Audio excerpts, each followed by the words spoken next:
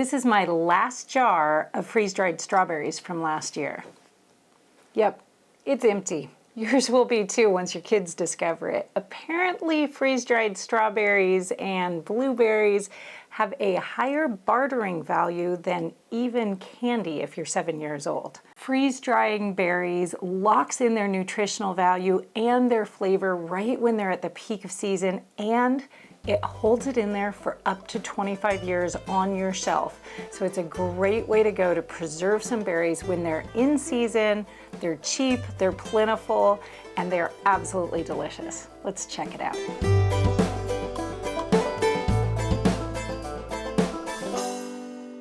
Here we are at my freeze drying machines. Yes, I have two of them. I have a really large family and we really like our freeze dryers. This is the Harvest Right brand. This is all I've ever tried. I haven't tried anything else and I've absolutely loved it. It's been a wonderful machine.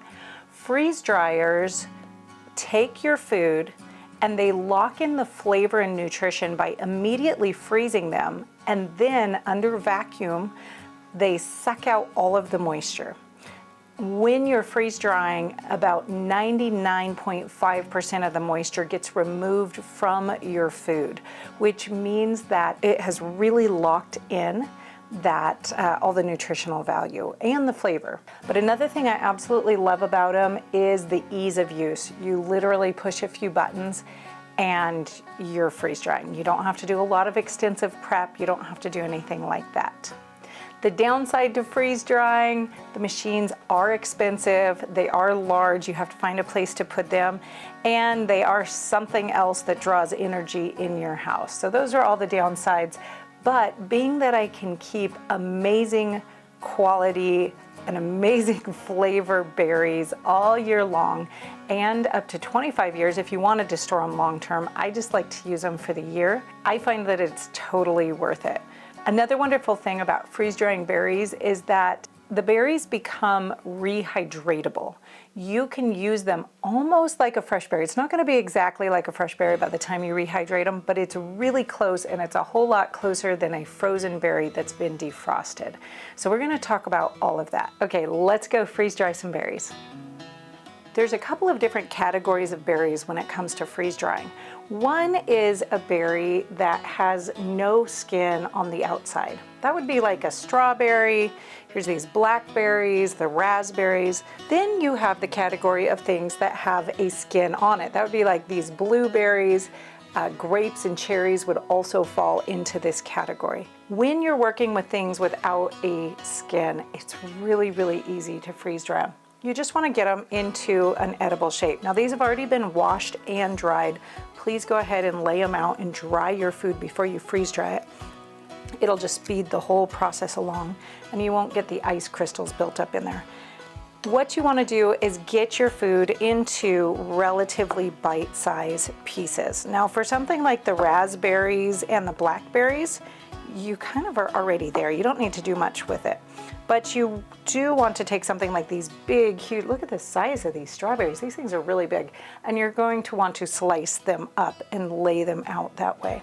Fruit is not going to get any better in the freeze dryer. So if you start with fruit that's not quite ripe, doesn't taste great, or has bad spots in it, it's not going to get any better in the freeze dryer. So if you see something that's not got a great spot, set it aside so you can eat around it or cut out the bad spots for something else. When you go to lay these out, you don't have to have them all perfectly spaced and not touching. You can just kind of sprinkle them on. Even if they overlap a little bit, they'll freeze dry just fine. Just like everything, the smaller they are, the faster they're going to freeze dry. I like to always think about what my final use will be for these. If I'm just going to eat these freeze dried, which they're going to be absolutely amazing, then big slices like this, or maybe even whole strawberries, will be absolutely fine. But if I were to want to put these into a baked good, I'd want to go ahead and chop them up nice and fine right now and make them, you know, real uniform and even just how I want them when I'm baking. Now we're going to go ahead and just slide them right into the freeze dryer. That was pretty simple, but something like raspberry and blackberries are even easier. We're just going to take them and we're going to dump them onto the tray and spread them out a little bit. Yes, these have been washed and dried before we started, and we're ready to go right into the freeze dryer. And the raspberries, exactly the same. Just go ahead and dump them on here. Now you could, some of these are really big raspberries. You could chop them if you wanted them smaller.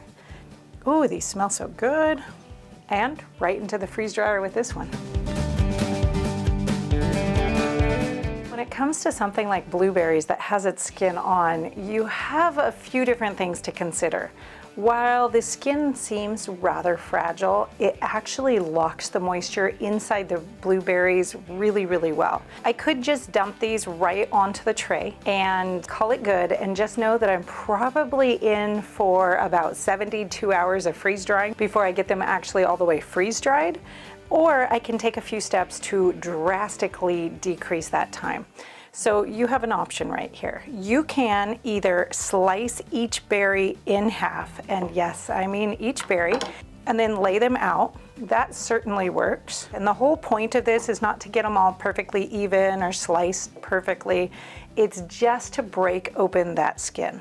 In order to do this a little bit faster, you can try a trick where you take something and you weigh them down, and then you take a really sharp knife and you can slice through quite a few of them all at the same time. So there we go. And they've all been sliced in half right there. Another option is to take a toothpick and just prick each single berry. Again, this is kind of time consuming. It takes a few minutes, but if you just sit down and do it, you'll be done before you know it. This way you can get nice whole berries.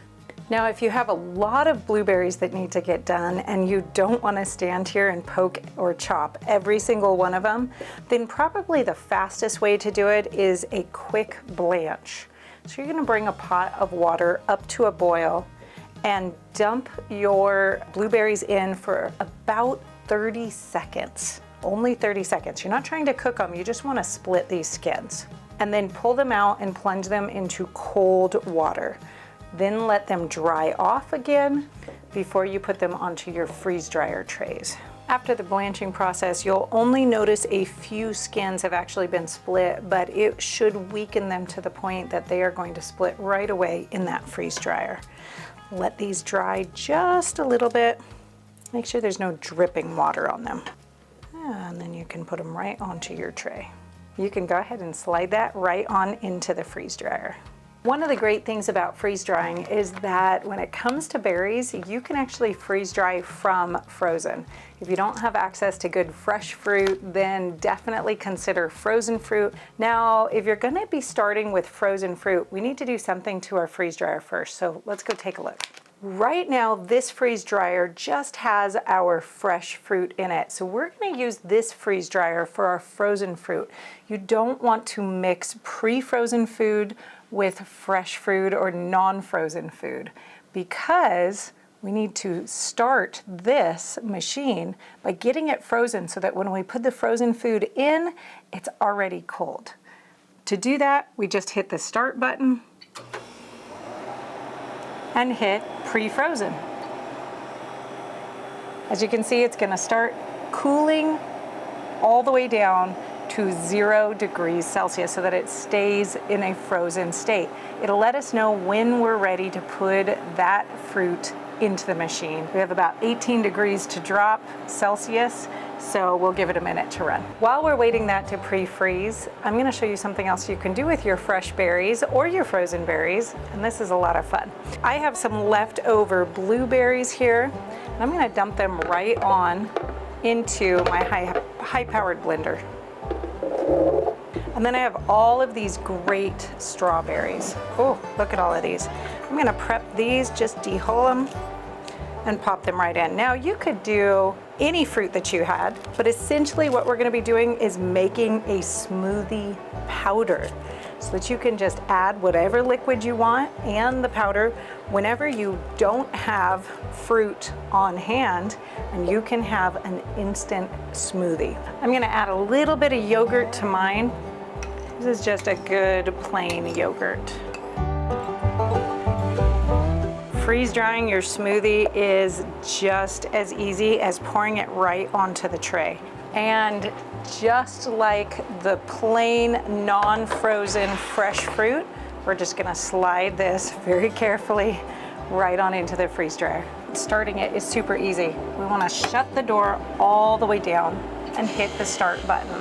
Now this is gonna start cooling right now.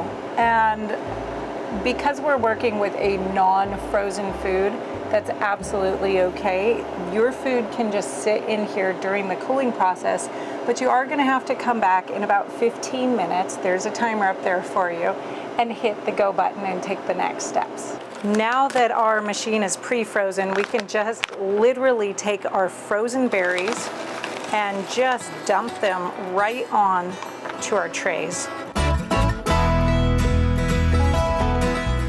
These frozen blueberries have not been poked, they haven't been pricked, they haven't been cut, and there's not really a good way to handle them unless you're gonna defrost them. So we're just gonna go ahead and put them in whole and not pricked, and we'll just know that they're gonna take a little bit longer.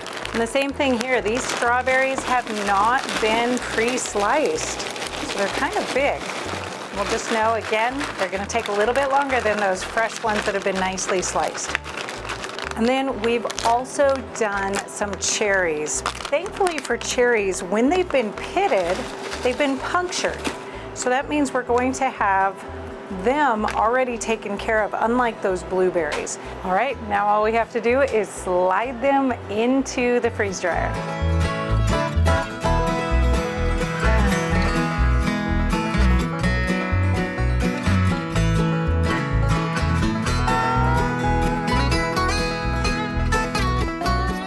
Hit the continue button over here on the fresh freeze dryer, the food that was non-frozen. So for this one, I just went ahead and closed the drain valve in the back, just like it directed me to. This is so easy. You just follow the prompts on the screen. Hit continue.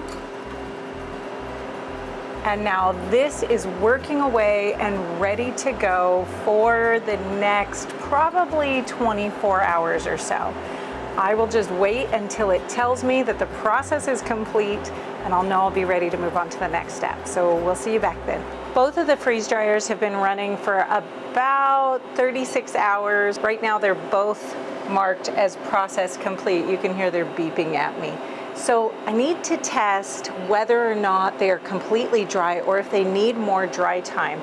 But first, before we do that, we always want to push this little button up here that says warm trays. Warm trays. That's going to bring the tray temperature back up from being really cold so that we don't get any condensation into the trays. It helps to just heat off any of the little bits of moisture that are in there from the removal process. It'll take about 15 minutes to get the trays warm enough, but you want to get them closer to about room temperature before you pull them out. So just keep an eye on the little temperature guide that's on there. The trays have completely warmed up. Let's see if they're ready. Now look at that. They look just about the same as when they went in. Isn't that amazing? To tell whether or not your food has completely freeze-dried, you're going to want to start by feeling it. If you feel any remaining cold temperature, you'll know that it wasn't freeze-dried all the way. The only reason it could retain any cold is if there's still liquid in it, which would mean that it was still frozen in the middle. So first of all, I'm feeling this, and they just feel room temperature to maybe slightly warm. The next test that we have is to check the actual texture of the interior of the fruit. So if I break it open, it is, it's just about to powder all the way in my hands. There's nothing damp, there's nothing gummy. It feels pretty much like styrofoam. And that's exactly what you're looking for. That means there is no moisture left. Let's check out the blackberries. Same thing here, feel them. None of them feel at all cold to the touch. And when I go to break them open, look at that, they just snap right open. There's no gumminess. As always, look for the largest pieces of fruit to test and test a few on each tray just to make sure. Raspberries, same thing. Let's look at them. That's a nice big one. completely dry and totally warm to the touch.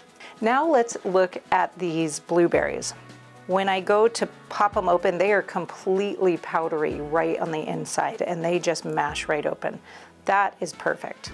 Now the ones that we pricked over here, oh, they're totally powdery on the inside. Here are the ones that we first blanched. They feel a little sticky on the outside, but that's not necessarily a bad thing. That doesn't mean they're not all the way dry. They can just still feel a little bit sticky. And then as I pop them open, they are completely dry on the inside. Let's look at the smoothie mix that we did. Look at this. It just looks like a big brick. Same thing for testing whether it's dry.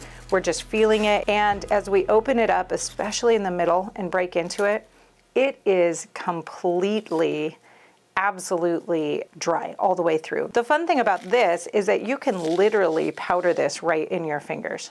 You see that? It's just completely powdering. Let's take a quick look at the frozen fruits.